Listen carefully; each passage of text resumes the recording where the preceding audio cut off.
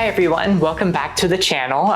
It's been definitely a while. I'm surrounded by all of my plants and my art as usual. But yeah, it's a beautiful day here. The light is just pouring through the windows. I absolutely love it. And so I thought it would be the perfect day to kind of do see what I've been painting or what I've been making art-wise. I really do want to do kind of these like see what I've been painting this past month or so videos pretty often. Hopefully at least like once a month, although we all know that based on my upload history, it's probably going to be more like every bi-monthly. No, bi-monthly is twice a month, right? Every other month. Every other month. I will try to make as many of these as I can. Anyways, this has already gotten way too awkward to start off with, so we're just gonna jump right into it. If you've ever been to the Upper West Side in New York, you'll know this building is extremely iconic. Oh yeah, Catherine was just asking if this is the building from Only Murders in the Building, which no, it is not, but I really want to paint that building at some point and make a whole like video about that. So stay tuned. Hopefully, we'll see. But yeah, this is the Ansonia. It's a famous like luxury apartment building on the Upper West Side. I really love this because you can see like the new subway head house here, which is where they have like the new elevator here to the 72nd Street station and everything. And then this building kind of looks like a castle, you know, behind it. I just think it's a really pretty view. I took this all the way back last summer. So this has been sitting like in my, I don't know, to be painted for a very long time. And now actually, as of this video, I have uploaded this and a lot of the other paintings I showed here onto my Etsy. So you can get prints of them if you'd like, or you could purchase the original one. I have this up on my Etsy as well. So if you want to, I don't know, have the original, feel it with your own hands, really. Okay, this is turning into ASMR. I do not want that. But yeah, even though I will never ever be able to afford to live in a building like this, it's a really pretty view that I decided to paint. We have this beautiful painting of Greenpoint. I think this is in Greenpoint. Basically how I end up painting a lot of these views is that I end up taking pictures just, you know, while I'm going about my day of like beautiful scenes that I think are nice and would be nice to paint.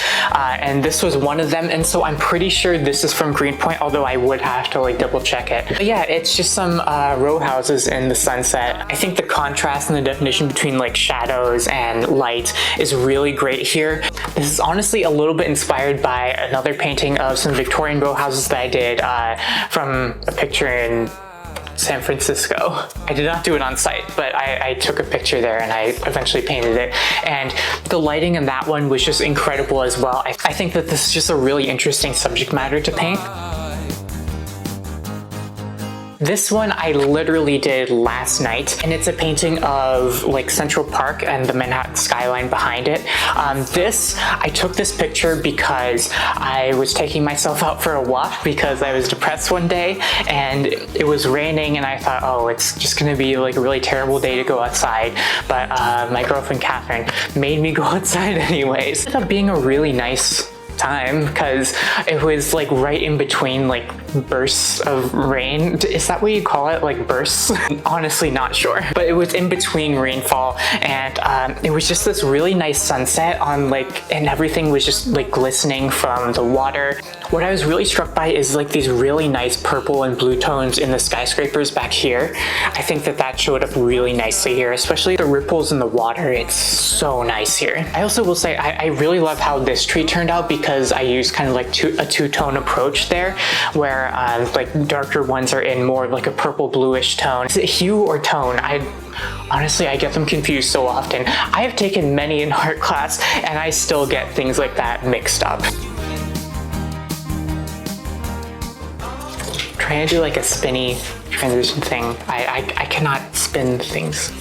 Next up, we have this painting, which is a painting of the Queen Mary, the ship. I'm definitely going back to my bateau roots. If you don't know, especially like in high school, I was just obsessed with painting like ships in general. I don't know why. I'm just like this. It's been a while since I did a proper like ship painting, and so I wanted to, you know, do one for old time's sake. And I gotta say, like, painting ocean liners is just one of like the hardest things you can do. Just like getting the shape of everything right, it's much more difficult than you'd think. The way I painted the ocean, kind of the sea spray here, I kind of tried it out in this other painting that I did. I'll put it up on the screen right now. I don't know, for that one I wanted like a really dramatic atmosphere, and honestly the way that I like did the sea spray in there, I really loved the way it turned out, and so I decided to replicate it here. I did that by just like really dry gouache paint, and I like just did streaks of that, and it makes it look like it's, I don't know, really like foamy and sea spray. Those are really bad words to describe it. I really hope to be able to do more of these because it was a fun, you know, painting experience. Speaking of maritime art, we have this painting. The reference photo for this I actually took on a trip to Quebec City. By the way, Quebec City is just such a beautiful town. Catherine invited me to go on that trip. I don't know, it turned out really nice. I got to use my French, which at this point is not that great, unfortunately. I took this picture on one of our, pretty much our only like hike up the like, I don't know, cliff front. It's a very like hilly, cliffy city. So yeah, but anyways, this was just looking out on the water and it was a really beautiful view. And so I decided to immortalize it through this painting. As many, or I don't know, some of you really might know, I'm doing some work for a nonprofit in the city called Queenslink. It's a trans advocacy organization trying to bring subways and green space to the 3.5 mile long Rockaway Beach branch, creating 33 acres of new parks and 4 new subway stations. Anyway, so this painting I did for them as a rendering of what the train and park space could look like together, and this turned out really neat. I ended up taking this and then like collaging other things onto it in Illustrator and Photoshop and created like a more well-rounded rendering. What I like about this is that it's really inspiring. It gets you, you know, excited for the actual space, and that was really the goal here. This one instead is probably my favorite of the renderings that I did for Queenslink. Don't tell them, like, I don't want them to be jealous or anything, but some artists say like, oh, I could never pick a painting that's like my favorite because they're all like my children. I very much have favorites in these because I don't know, I just feel like I did better work on some of these, and then others I'm like, I could have done better, and then I end up not liking them as much. But this one I think is definitely my favorite of them. The shapes, the form, the view in general, you know, with this almost semi like skyline or like landscape thing that we have going on here. This painting is the last in this whole bunch of the rendering paintings that I did for Queenslink. This one we have not actually used as of now. This is what the system of rails and trails would look like going through Forest Park. And yeah, I decided to kind of paint this sort of like as a springtime scene. It's very idyllic. It makes it look like a nice place to take a walk, which is really all that I could ask for with this.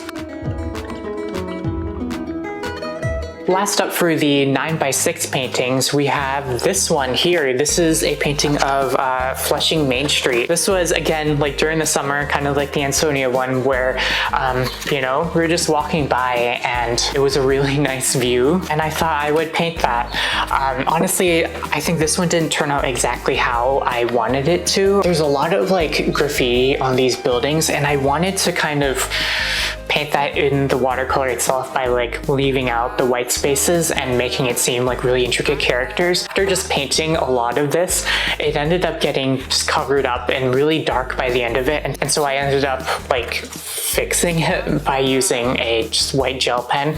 And honestly, I'm not sure it turned out better that way, because I really wish that it could have turned out kind of like this area, which is the only area remaining where that effect kind of worked out.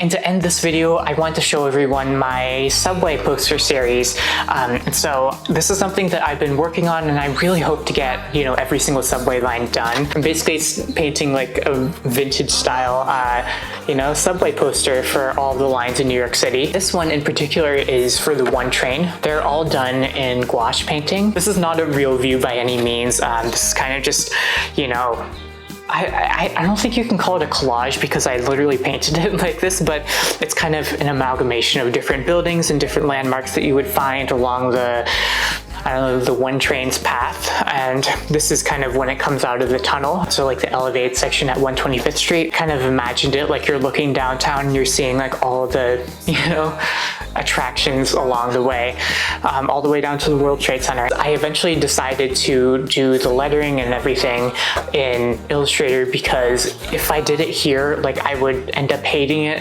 and then having to redo it like a million times as I did like with the version in Illustrator.